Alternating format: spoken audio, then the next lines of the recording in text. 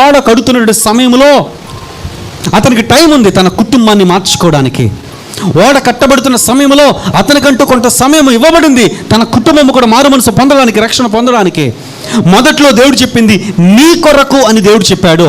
అయితే ఈ నోవాహు ఏం చేశాడంటే, అమ్మో నేను ఒక్కడనే మారు మనసు పొంది, నేను ఒక్కడనే దేవుని కృపను పొంది, నేను ఒక్కడనే పరలోకానికి వెళ్ళిపోవడం కాదు, నా భార్య విడిచిపెట్టబడకూడదు, నా కుమారులు విడిచిపెట్టబడకూడదు, నా కోడళ్ళు విడిచిపెట్టబడకూడదు అని చెప్పి దేవుని సన్నిధానంలో అతను ప్రార్థన చేశాడు. తన కుటుంబాన్నంతటిని కూడా ఓడ ముగించబడే సమయానికి రక్షించుకోగలిగాడు. నీవు కూడా నీ జీవితంలో నీవు ప్రార్థనా పూర్వకంగా ఉన్నావు, సంతోషం. నీవు దేవుని సన్నిధికి వస్తున్నావు, సంతోషం. నీతో పాటు నీ కుటుంబం అంతా రక్షించబడడానికి నువ్వేం చేస్తూ ఉన్నావు? నోవాహుని కూడా మొదటగా దేవుడు చెప్పింది నీ కొరకు మాత్రమే అని చెప్పాడు.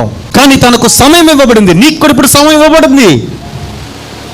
ఈరోజు నీవు బ్రతికి ఉన్నావు, నీ బిడ్డలు బ్రతికి ఉన్నారు, నీ భర్త బ్రతికి ఉన్నాడు, నీ భార్య బ్రతికి ఉంది. They are alive.